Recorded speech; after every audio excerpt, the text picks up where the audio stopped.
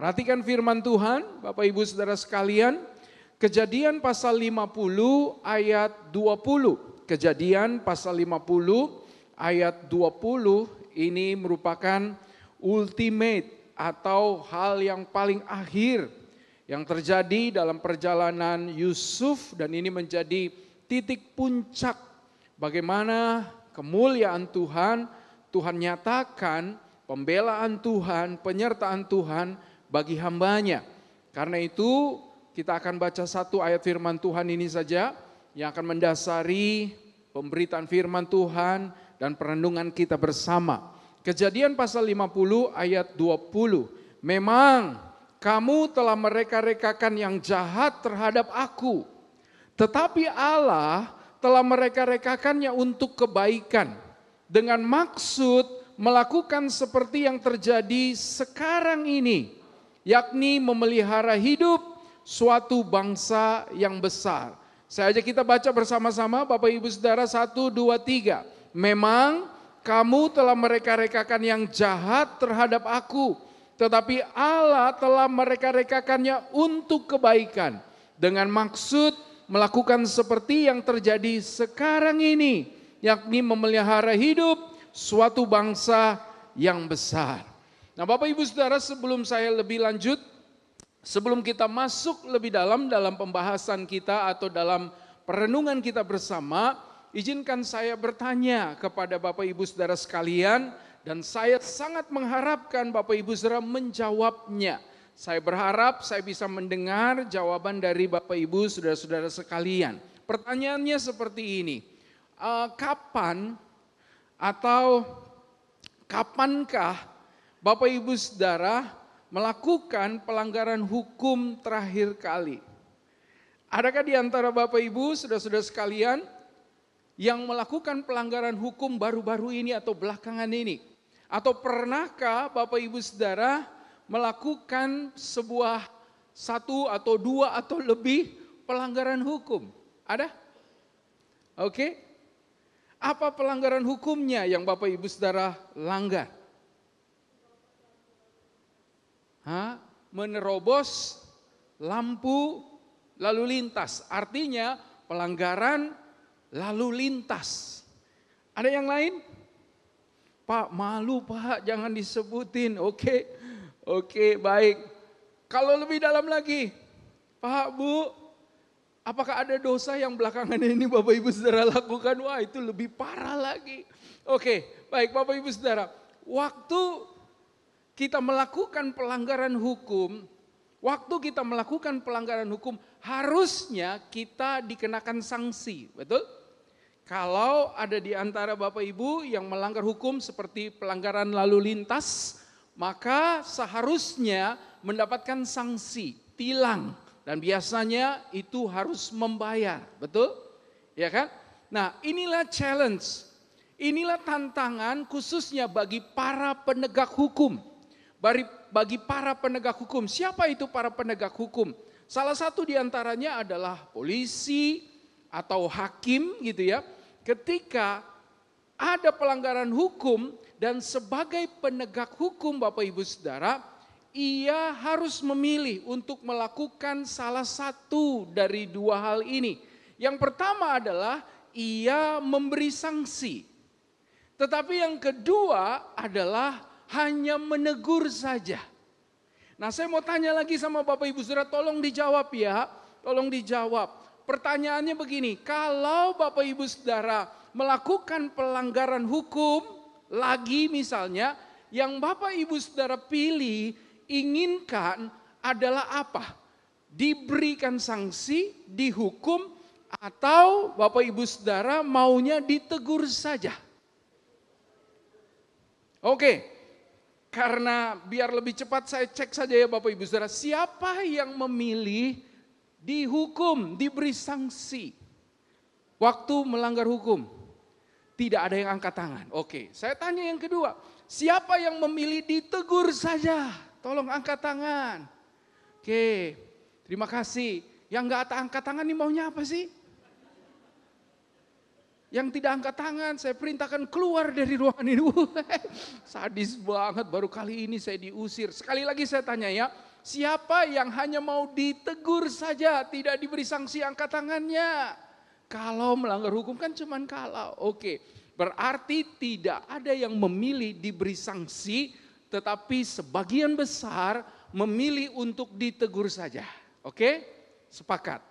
Baik, berarti Bapak Ibu Saudara memilih pengampunan dibandingkan keadilan. Betul? Karena kalau ada pelanggaran hukum, diberi sanksi, itulah yang namanya keadilan. Bapak Ibu Saudara memilih untuk mendapatkan pengampunan. Setuju? Berarti ada dua pilihan. Kita lebih memilih menyukai ditegur saja. Kita menyukai pengampunan. Betul, saya sudah menduga sejak dari perjalanan, dari rumah saya sudah membayangkan bahwa Bapak Ibu jemaat sekalian akan memilih yang nomor 2. Saya sudah yakin itu. Karena itu Pak Bu Saudara yang dikasih oleh Tuhan, kalau ditanya mana yang lebih sulit, keadilankah atau pengampunan? Mana yang lebih sulit? Keadilankah, pengampunankah? Atau mana yang lebih mudah? Keadilankah, pengampunankah? Mungkin Bapak Ibu Saudara mulai berpikir, Pak, ini kayak kuis Alkitab pakai tanya-tanya, langsung aja kasih tahu. Oke, saya langsung kasih tahu aja ya Pak Bu. Menurut saya yang lebih sulit adalah pengampunan. Kenapa? Karena yang paling mudah sebetulnya kalau melanggar dapat sanksi saja. Kita sudah menegakkan keadilan. Apakah Bapak Ibu Saudara menyukai keadilan? Banyak orang yang sampai hari ini berjuang untuk mendapatkan keadilan. Karena sebetulnya banyak orang menyukai keadilan. Tetapi khusus jemaat sesi ini memilih lebih menyukai pengampunan. Mana itu lebih sulit? Kenapa saya bilang lebih sulit? Karena pengampunan itu seperti pedang bermata dua. Kenapa? Itu sulit untuk diberikan, tetapi enak untuk menerimanya. Saya ulangi sekali lagi. Kenapa itu lebih sulit? Karena itu enak untuk diterima, tetapi sulit untuk diberikan. Dengan kata lain, survei membuktikan jemaat sekalian memilih yang lebih sulit. Saya angkat jempol dua-dua buat Bapak Ibu Saudara, memilih yang lebih sulit. Pengampunan itu seperti candu buat kita. Kita menyukainya, kita membutuhkannya. Dalam satu hari mungkin di antara kita melakukan kesalahan lebih dari 5. Malam hari kita datang sama Tuhan dan bilang, Tuhan, ampuni saya. Kalau saya nggak diampuni, saya mimpi disamperin kuntilanak. Saya stres. Karena itu saya butuh pengampunan Tuhan. Suami istri, orang tua, anak-anak, siapapun kita menyukai diampuni, betul? Seperti survei tadi. Tetapi mengampuni adalah hal yang paling sulit untuk dilakukan. Setuju? Setuju. Mengampuni itu sulit. Karena itu Bapak Ibu Saudara, mengampuni adalah inti dari iman Kristen. Inti dari Injil. Tuhan datang ke dunia, ambil rupa manusia, menderita di atas kayu salib. Ia berkata, Bapa, hajar mereka semua. Enggak. Dia berkata, Bapa, ampunilah mereka. Yesus pun Tuhan kita memilih yang lebih sulit. Saya tahu nggak ada aminnya. Tahu nggak Bapak Ibu Saudara, apa sih arti pengampunan? Kalau kita sekarang bertanya, pengampunan itu apa? Mengampuni itu apa? Halo? Kristen semua kan? Diampuni setiap hari kan? Saya mau tanya, mengampuni itu apa? Memaafkan, apalagi melupakan, apalagi saya dengerin nih Bapak Ibu. Apa? Mau makan? Oh, melupakan, kirain mau makan. Oke, singkat saja, lebih cepat saja. Mengampuni, kadang-kadang kita sulit menjelaskannya. Izinkan saya menawarkan Bapak Ibu Saudara, menjelaskan apa yang bukan mengampuni.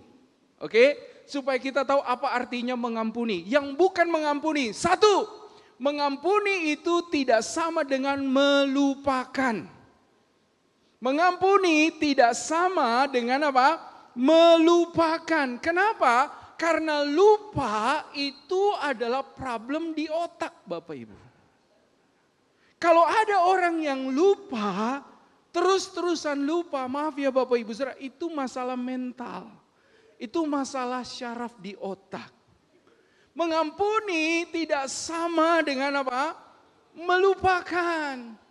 Bapak Ibu Saudara yang dikasihi oleh Tuhan, saya percaya sekali ketika Tuhan Yesus di atas kayu salib, Dia berkata, Bapa ampunilah mereka sebab mereka tidak tahu apa yang mereka perbuat. Tuhan Yesus tidak pernah kehilangan ingatan sedikit pun tentang kesalahan murid-murid yang meninggalkan Dia, tentang kesalahan Petrus yang menyangkal Dia, tentang bagaimana Yudas mengkhianati Dia, bagaimana orang berteriak salibkan Dia, bagaimana orang-orang meninggalkan Dia. Tuhan tidak melupakan itu semua, bahkan itu merupakan momen yang begitu penting bagi Tuhan untuk mengingat semua kesalahan, termasuk melihat kesalahan setiap Bapak Ibu Saudara semua dan saya. Ia tidak melupakannya, Ia tidak bisa melupakannya, bahkan sampai hari ini kalau Ia berkata ampunilah mereka, Ia tidak melupakannya, justru semua terekam dalam ingatannya. Tetapi Ia memilih untuk mengampuni. Jadi mengampuni tidak sama dengan melupakan. Yang kedua, mengampuni itu tidak adil. Mengampuni itu not fair, tidak adil. Betul, mengampuni itu tidak adil. Jadi kalau kita mengampuni, kita memang mengalami ketidakadilan. Tetapi Bapak Ibu Saudara, saya yakin kalau tadi Bapak Ibu Saudara saya katakan kita senang dengan keadilan, kita senang memperjuangkan keadilan. Kalau kita mau jujur, kita nggak suka keadilan. Makanya tadi pilih apa? Pengampunan, betul nggak? Kenapa kita tidak suka keadilan? Karena keadilan berkata orang yang salah harus dihukum. Orang yang berdosa harus ke neraka.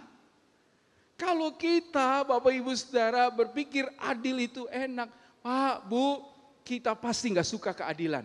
Waktu kita melakukan kesalahan yang orang lain tidak tahu. Kalau kita menginginkan keadilan, hari itu juga kilat sambar menyambar buat kita. Betul? Dan tahu gak Bapak Ibu Saudara, buat Tuhan selalu tidak adil.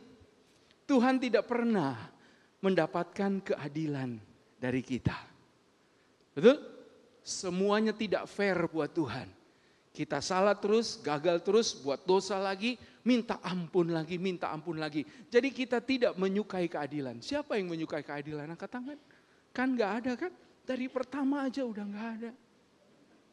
Karena kita nggak menyukai keadilan, tetapi mengampuni itu memang tidak adil. Kalau gitu pengampunan itu apa? Cepat saja.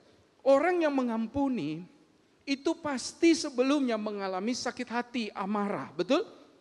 Dan kecenderungan manusia ketika diperlakukan tidak adil adalah membalas. Jangankan kepada orang yang tidak kita kenal. Kepada anak kita saja Bapak Ibu Saudara, sebagai orang tua kadang-kadang kita punya kecenderungan untuk membalas. Kita kesel, capek, pengen cubit rasanya, betul gak? Karena kita mau membalas, artinya karena dia salah, dia harus dihukum. Dia harus dihukum dan kalau dia belum dihukum, dia berhutang. Karena itu pengampunan itu begini Bapak Ibu Saudara.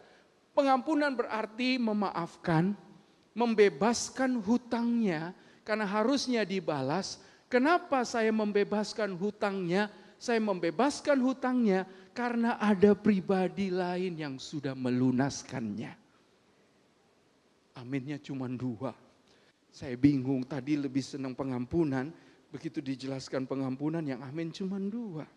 Tapi nggak apa-apa, saya ulangi sekali lagi. Siapa tahu tadi lupa. Kalau saya punya hutang sama Bapak ini, kenapa pengampunan itu terjadi? Pengampunan itu terjadi, Bapak melepaskan, membebaskan saya dari hutang yang harus saya bayar, karena ada ibu ini yang bayarin. Amin.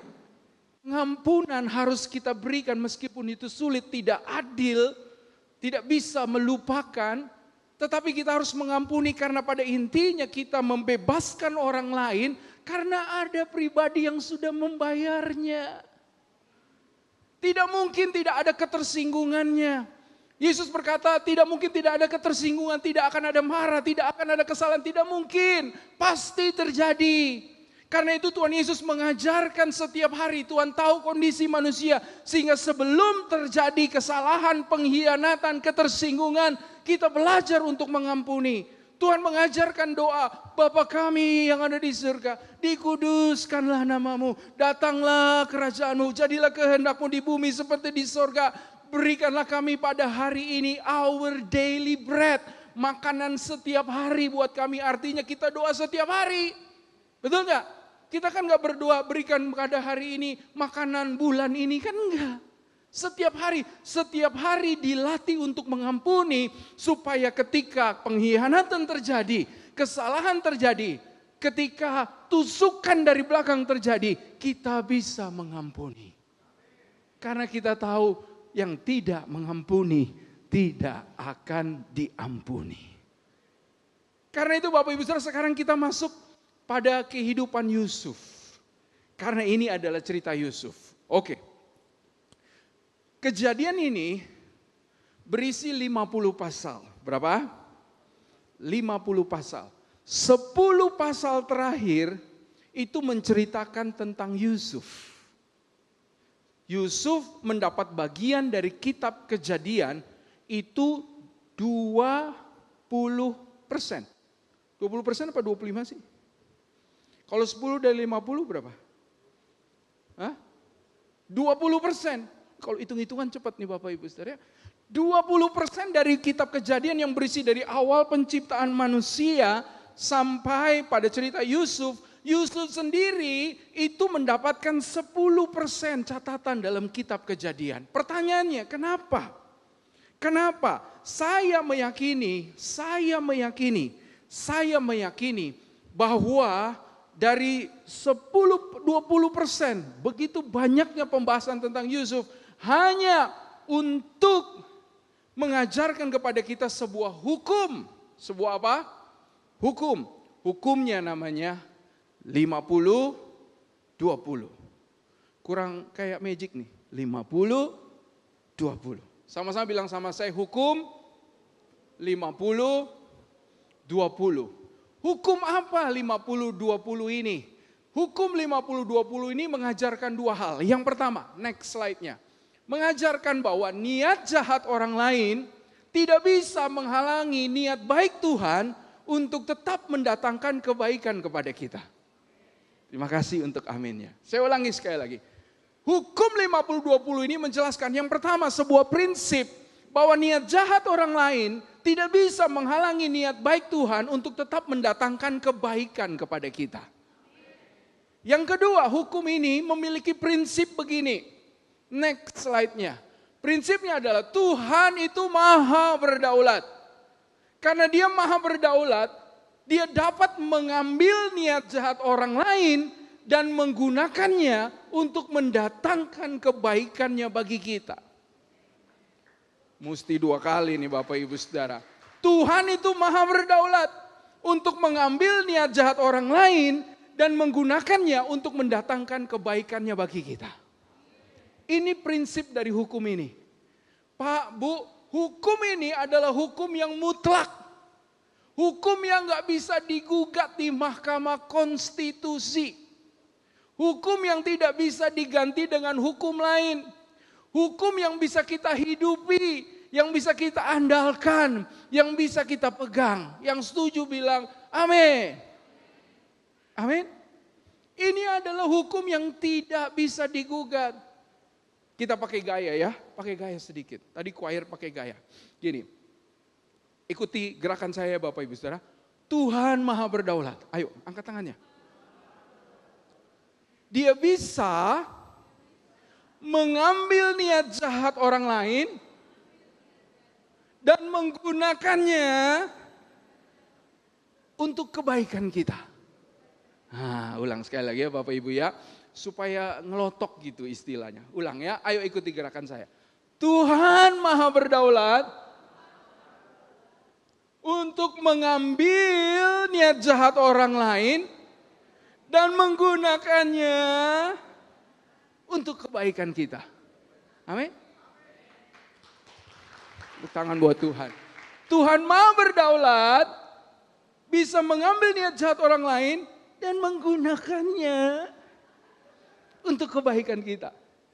Kayaknya lebih enak Bapak Ibu Saudara berdiri deh. Berdiri sebentar saja. Biar nggak beku di situ. Ayo bangkit berdiri sebentar saja. Sebentar, ini bentar lagi selesai. Oke, bangkit berdiri sebentar. Kalau duduk terus nanti tambah lapar Bapak Ibu ya. Oke, ikuti sama-sama gerakannya. Tuhan Maha Berdaulat. Dia bisa mengambil niat jahat orang lain.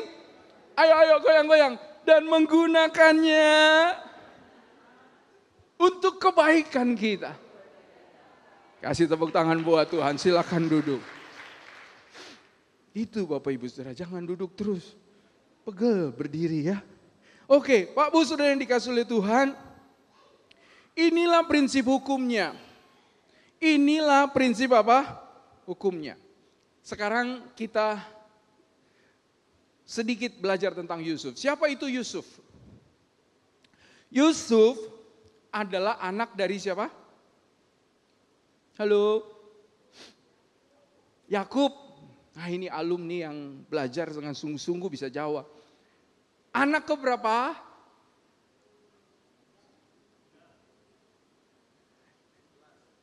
11. Wah bisa dapat hadiah nanti. Anak ke-11 dan dia bukan hanya anak Yusuf, dia anak ke-11.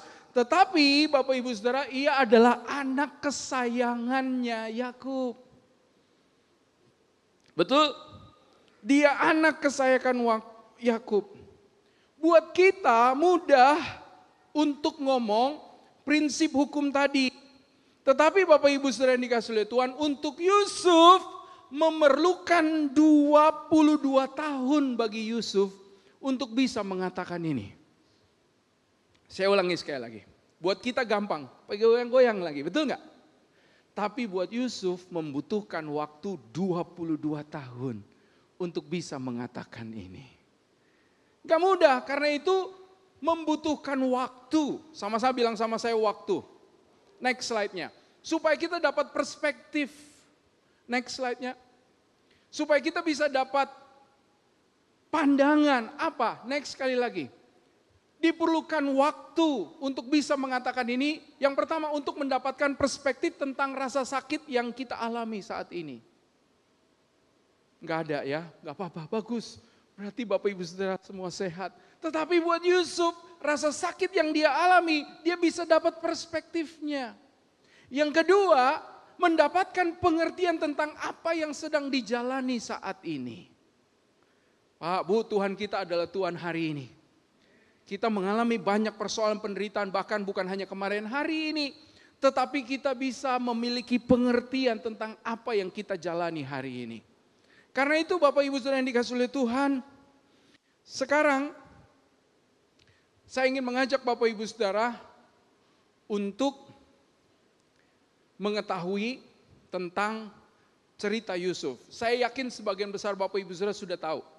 Cerita Yusuf ini seperti serial Korea. Seperti drama Cina Bapak Ibu. Apa maksudnya? Ya, Yusuf ini Bapak Ibu Saudara adalah CEO yang menyamar jadi budak. Kita tahu ujung ceritanya Yusuf akhirnya jadi Perdana Menteri, betul nggak? Jagoan menangnya belakangan. Jadi kita tahu rangkaian ceritanya bahwa dia ngalamin kesulitan akhirnya menang. Buat kita gampang karena kita sudah baca. Buat Yusuf, Yusuf itu tidak tahu akhirnya. Betul nggak? Segala sesuatu harus terjadi dan bukan harus terjadi, ada plot twistnya. Tahu nggak plot twist? Anak zaman sekarang tahu loh Bapak Ibu. Kalau nonton film, drama, itu ada plot twistnya. Tahu nggak plot twist? Nggak tahu?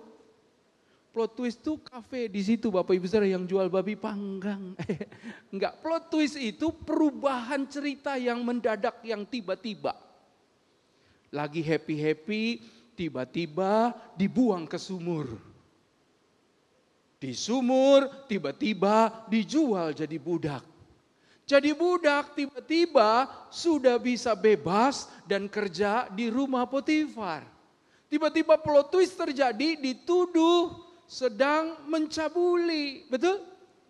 Masuk penjara lagi, banyak plot twistnya. Dalam hidup kita Bapak Ibu Saudara, jangan-jangan begitu, banyak plot twist terjadi dalam hidup kita. Badai datang tiba-tiba, masalah datang tiba-tiba. Tetapi prinsip hukum ini harus kita pegang dan percaya. Karena itu kita main sekarang seandainya. Main apa? Seandainya. Yang pertama, seandainya. Next slide-nya. Seandainya. Yang pertama, seandainya tidak ada jubah. Tidak ada jubah. Tahu nggak Bapak Ibu Saudara, cerita ini, kisah ini dimulai. Karena Yusuf itu anak kesayangannya Yakub, sampai Yakub bikin sendiri jubah yang keren.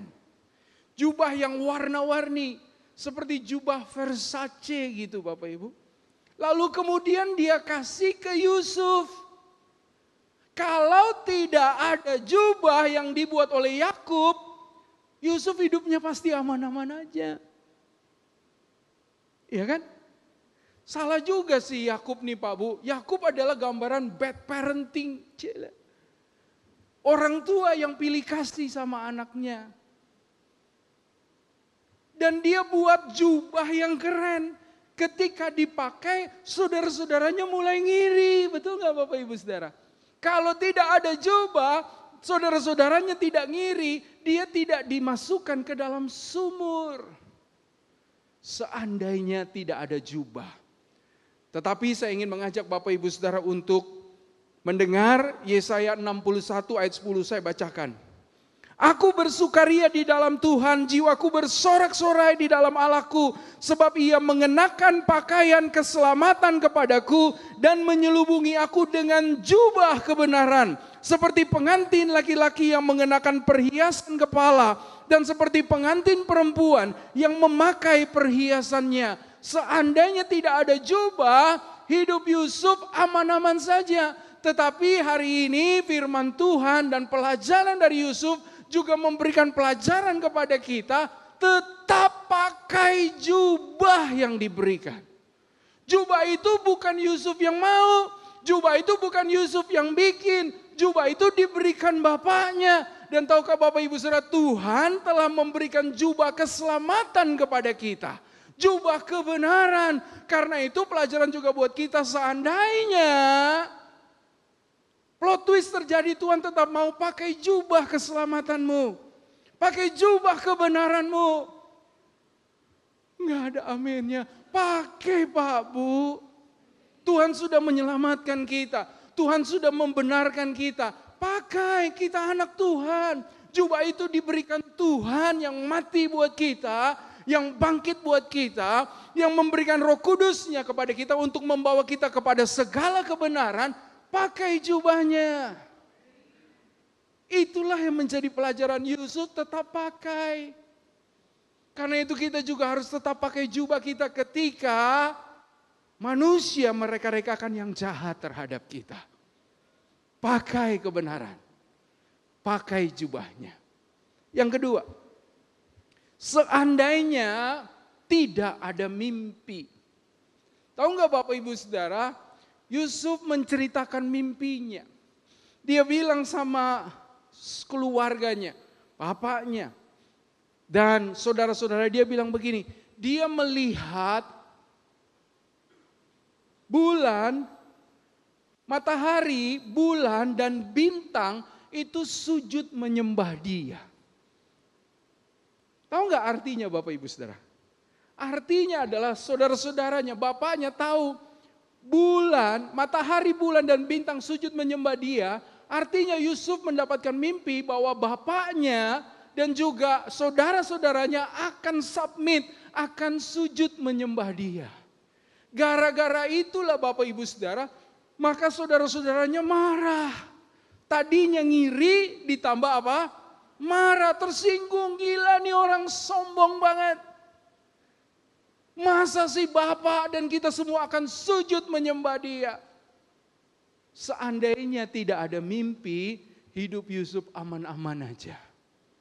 Pak, Bu, tetapi tidak ada orang yang mau tidur minta mimpinya dikasih. Pernah Bapak Ibu Saudara mau tidur minta mimpi, saya mau mimpi ini, terus dapat pernah? Betul? Mimpi itu Tuhan yang kasih. Amin. Pak, Bu, apa mimpi kita? Roma 8 ayat 28 bilang begini, Allah turut bekerja dalam segala sesuatu untuk mendatangkan kebaikan. Ayat 29 berkata bahwa janji ini, kebaikan ini diberikan supaya kita menjadi serupa dengan Kristus. Mimpi kita adalah pakai jubah dan menjadi sama seperti Kristus. Amin. Apa itu kebaikan menurut Roma 8 ayat 28? Kebaikan menurut Roma 8 28 bukan keadaan baik. Kita sudah belajar. Tetapi kebaikan di sini, apapun yang menjadikan kita seperti Kristus, apapun yang membuat kita datang kepada Kristus, itulah kebaikan. Karena itu saya percaya Tuhan punya tujuan, cita-cita, mimpi, goal, misi yang Bapak Ibu Saudara perlu untuk lakukan. Karena itu dikasih oleh Tuhan supaya kita dapat mewujudkannya. Dan menjadikan kita saksi Kristus dan sama seperti Kristus. Tetap bermimpi, tapi bukan mimpi-mimpian, betul? Bermimpi untuk memiliki visi panggilan Tuhan dalam hidup kita. Umatku binasa karena tidak memiliki pengenalan dan visi dari Tuhan. Pakai mimpinya. Yang ketiga, yang terakhir. Seandainya saja tidak ada kejahatan di dalam hati saudara-saudaranya. Bapak Ibu, saya juga bersama dengan Bapak Ibu Saudara kita sepakat. Saudara-saudaranya jahat semua. Betul enggak? Jahat. Kenapa jahat? Ya kalau ngiri, kalau marah. Tapi jangan dong dilempar ke sumur. Tahu enggak Bapak Ibu Saudara? Setelah dilempar ke sumur, diangkat lagi dan dijual sebagai budak. Betul enggak? Berapa harganya? Ada yang tahu? Kita kuis Alkitab atau saya kasih tahu aja Bapak Ibu? Dijual seharga 20 keping perak. Ingat Tuhan Yesus dijual Yudas berapa keping perak? Berapa? Mau kuis Alkitab atau saya kasih tahu aja? Berapa? 30. Apa bedanya 30 sama 20? Berarti Yusuf lebih murah. Betul nggak? Karena nilai budak kalau sehat itu 30 keping perak. Kalau 20 berarti cacat. Berarti tidak sehat. Bayangin, dilempar dari sumur yang nggak ada airnya kata Alkitab. Bunyinya gimana Bapak Ibu? Gedebuk. Kemungkinan ada tangan atau kaki yang patah. Makanya dijual seharga 20 keping perak. Seandainya saja tidak ada kejahatan dalam hati saudara-saudaranya, maka hidup Yusuf itu aman-aman aja. Betul? Betul Bapak Ibu Saudara? Tapi jangan lupa ada kedaulatan Tuhan. Saya bayangkannya gini, sebentar ya Bapak Ibu udah mau selesai. Setelah diangkat ke sumur, dibawa ke Mesir, dibawa untuk dijual jadi budak. Waktu dibawa, mungkin naik bus kali ya, atau naik kereta gitu. Lalu kemudian Yusuf duduk di belakang, kok gini banget nasib gue, ini jahat banget saudara-saudara gue. udah dibuang ke sumur, mau dijual lagi. Dalam perjalanan lihat pemandangan Bapak Ibu Saudara, kok begini ya, kok begini ya, kok begini nasib gua. Tapi tahu nggak Bapak Ibu Saudara, tahukah Bapak Ibu Saudara, di balik yang mengendarai kendaraan yang membawa Yusuf, ada Tuhan yang mengendalikan di balik layar. Waktu saya punya, sampai sekarang masih punya, saya punya anak 3 Bapak Ibu Saudara. Waktu mereka masih kecil, semua mereka pernah saya ajak waktu saya nyetir mobil duduk di depan pegang setir Bapak Ibu. Saya mau tanya nih Bapak Ibu Saudara, yang nyetir siapa? Anak saya atau saya? Mereka udah seneng, dia pikir dia yang nyetir mobil, betul gak? Padahal ada bapaknya. Nah tahukah Bapak Ibu Saudara, Tuhan itu berdaulat kemanapun Bapak Ibu Saudara dibawa, ada Tuhan yang bekerja di balik layar. Tuhan berdaulat, Tuhan sedang membawa Bapak Ibu Saudara kepada sebuah titik sampai kita berkata bahwa Tuhan mereka-rekakannya untuk kebaikan buat kita. Puji Tuhan. Oke, ini adalah hukum 50-20, tampilkan ayatnya lagi. Buat seorang pengacara, buat seorang hakim, buat seorang jaksa, polisi, mereka hidup, makan dari hukum.